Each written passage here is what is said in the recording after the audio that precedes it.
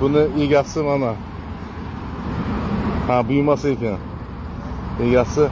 А можешь привет передать Хусейн Али? Хусейн Али, привет. Хусейн Али, привет. Хусейн Али, Hüseyin Ali. привет. Evet. Голландский nomerlar bilan turib tanması bilishdilar ham o'xshaydi mana dahsha. İşte ana rasmchilar. Eda nechta ekan hozir? Короче 1 2 3 4 5 6 7 8 10 11 12 13 14 15 ta yo'qdan bitta bu. В общем, dahshat mototsikl. Fari. Короче, mana bu. Bilmayken bu ham Harley Davidson. Oddiyroq maydaroq ekan, kaskalari ham dahshat. В общем, mana shu nikilligi zo'r ekan. Mana bu ham nikil ekan, mana bu ham Harley Davidson. Kolonkalar, magnitofonlari bu mana. Magnitofon o'zi Harley Davidson. Speedometer 120 lekin yaxshi.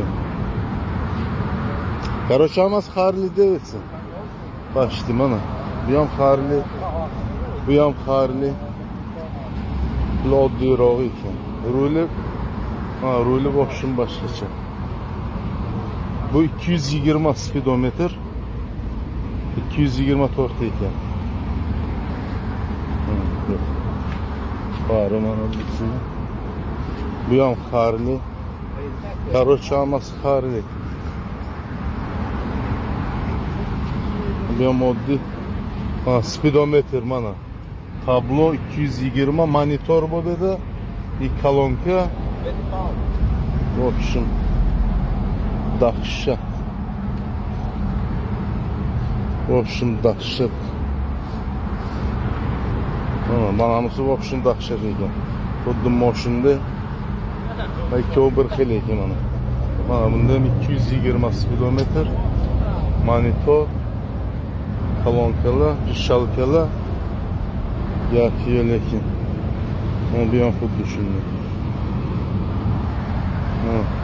Baykerlar.